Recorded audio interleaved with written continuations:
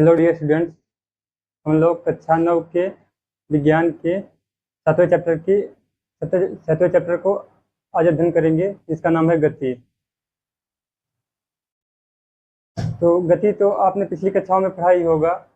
गति कई प्रकार की होती हैं, जिसके बारे में हम लोग आज डिटेल से अध्ययन करेंगे।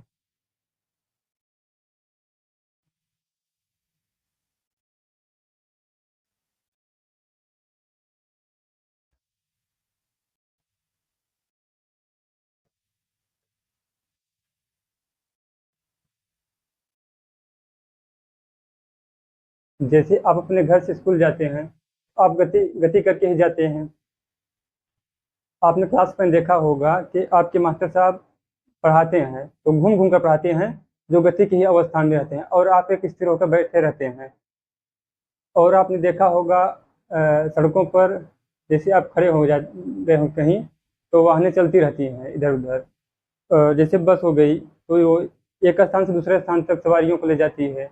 आपने कभी यात्रा किया ही होगा, एक स्थान से दूसरे स्थान तक गए होंगे, तो आप गति की अवस्था में गए हैं। तो बस जो है की ही अवस्था करके गई है एक स्थान से दूसरे स्थान पे। तो गति की हम लोग परिभाषा देखते हैं। अ, जैसे कोई बिंदु है, इसके साथ समय के सापेक्ष यह अपनी स्थिति में परिवर्तन लाए, तो यह गति की अवस्था में है। जैसे कोई बिंदु हो गई और आपका समय बढ़ता चला जाए, तो यह एक गति की अवस्था में अपनी अवस्था में परिवर्तन ला रही है, तो यह गति की अवस्था में है।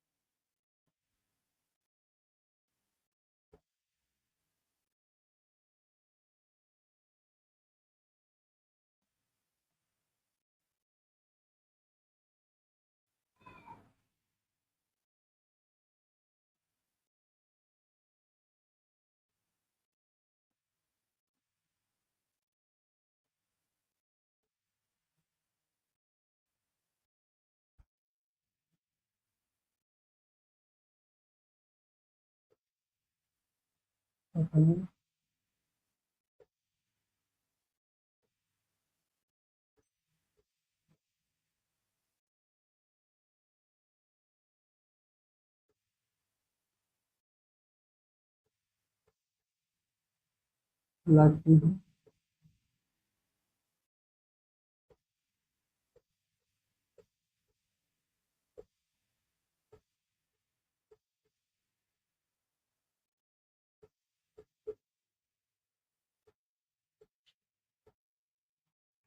लाती है ऐसी वस्तु जो अपने समय के सापेक्ष अपनी अवस्था में परिवर्तन करती है, तो गति की अवस्था कहलाती है। गति कई प्रकार की होती है, आप पिछली कक्षाओं में पढ़ चुका होगा। तो आपकी परिभाषा लिख लिए, ऐसी वस्तु जो समय के सापेक्ष अपनी अवस्था में परिवर्तन लाती है, गति की अवस्था कहलाती है।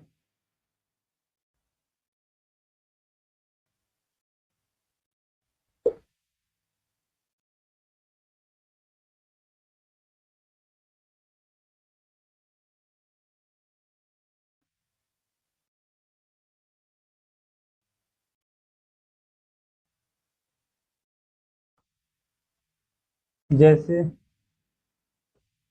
हो गया वृत्तीय गति,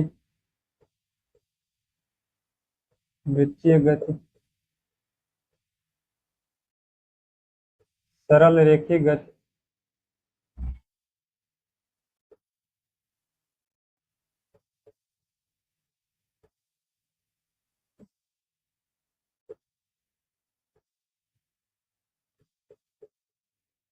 दोलन गति। वृत्तीय गति, सरल रेखीय गति, दोलन गति। आपके सिलेबस में केवल सरल रेखीय गति है, इसके बारे में हम लोग डिटेल से पढ़ेंगे, लेकिन जान लेते हैं इसका एग्जाम्पल क्या होता है, ये क्या होता है, इसके बारे में तो पढ़ लेते हैं। तो वृत्तीय गति आपने कहीं मेला में देखा होगा, मौत का कुआं जो होता है खेल, तो वो देखा होगा, तो वहाँ वृत्तीय गति में ही वो खेल होता है।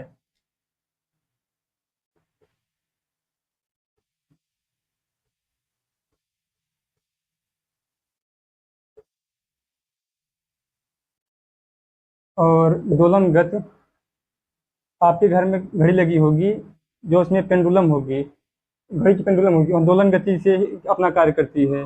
और जो झूला होता है वह दोलन गति से ही अपना कार्य करता है, झूला। और सरल रेखीय गति, इसके बारे में हम लोग डिटेल से पढ़ेंगे, आपके सिलेबस में यही केवल है सरल रेखीय गति। ये लिख लें, घड़ी की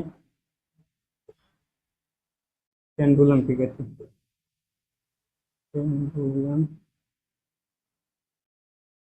की गति और झूले की गति।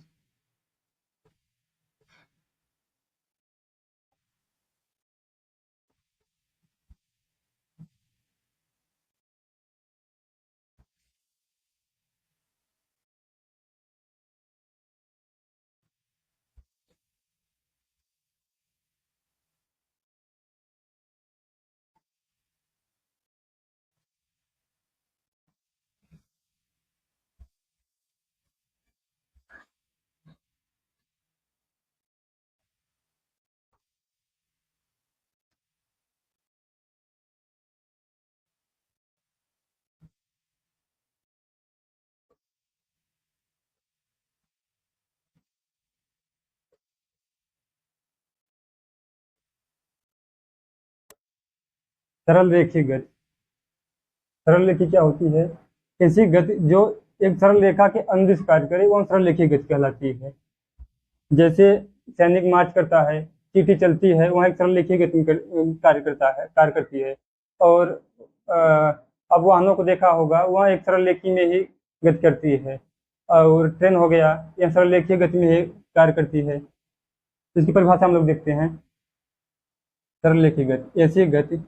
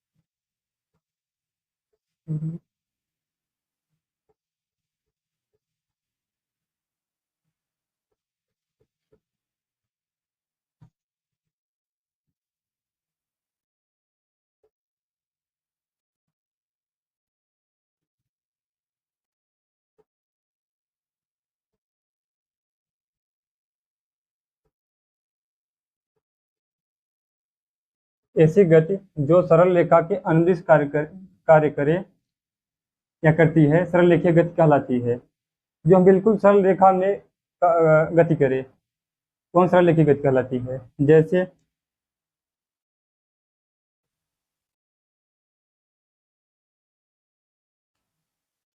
रेलगाड़ी की गति,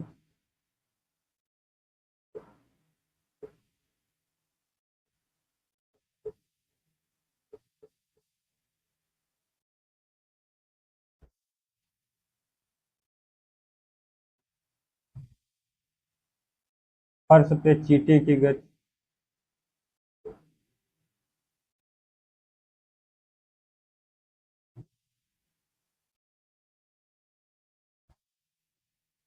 यह सरल रेखीय गति के उदाहरण है। ऐसी गति जो सरल रेखा के अनुदिश कार्य करे सरल रेखीय गति कहलाती है।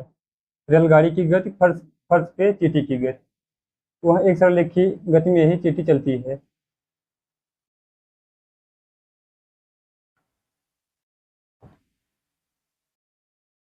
अब हम लोग विराम के बारे में थोड़ा बात करेंगे।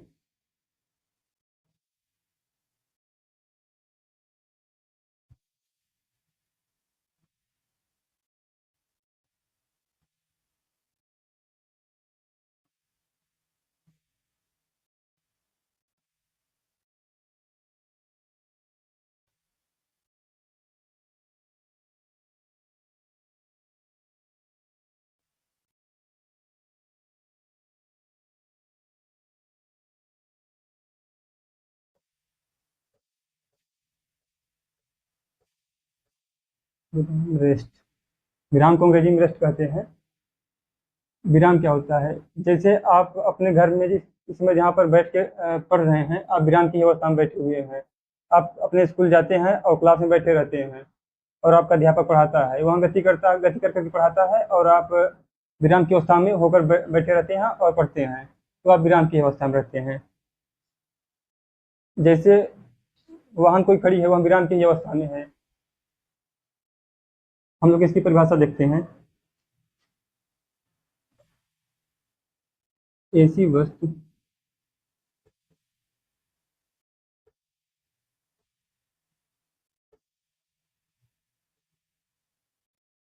ऐसी वस्तु किसी बिंदु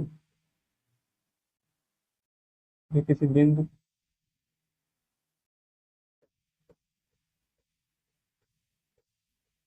के सापेक्ष बनी अवस्था में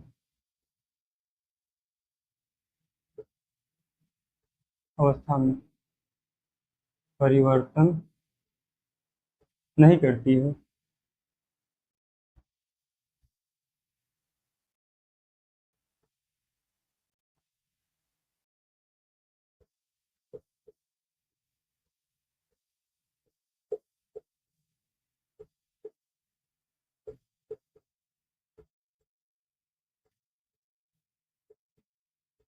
विराम की अवस्था कहलाती है।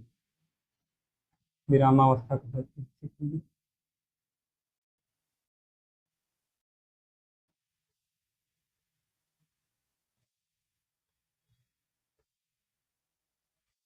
ऐसी वस्तु जो किसी बिंदु के सापेक्ष अपनी अवस्था में परिवर्तन नहीं लाती या नहीं करती, वह विराम की अवस्था कहलाती है। जैसे कोई बिंदु हो गई और समय आपका बीतता चला जा रहा है, आप समय को तो रोक नहीं पाएंगे, तो यहाँ पर यह अवस्था में परिवर्तन बिल्कुल कर ही नहीं रही है, तो वह यह बिंदु जो है एकदम विराम की अवस्था में है। अगर यह समय के साथ अपने स्थिति में परिवर्तन लाती तो हम गति की अवस्था में हो जाती, अगर नहीं ला रही तो हम विराम की अवस्था में है। इसके उदाहरण देखते हैं।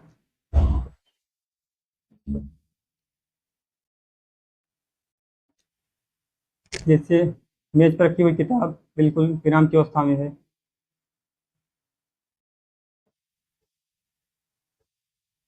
रखी किताब,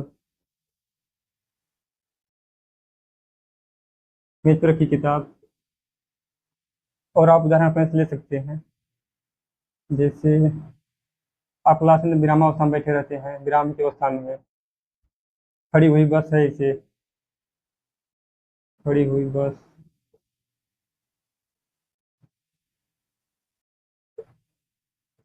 और एग्जाम्पल आप से ले सकते हैं जो विराम की अवस्था में ही रहे। हम लोग विराम के बारे में देख चुके हैं और गति के बारे में भी थोड़ा डिटेल नहीं पढ़े हैं और विराम के बारे में। तो इस वीडियो में इतना ही पढ़ेंगे। अगले वीडियो में हम लोग भौतिक राशियों के बारे में अच्छे से ज्ञान करेंगे और पढ़ेंगे उसके बारे में। ठीक है। जय हिंद, जय भारत।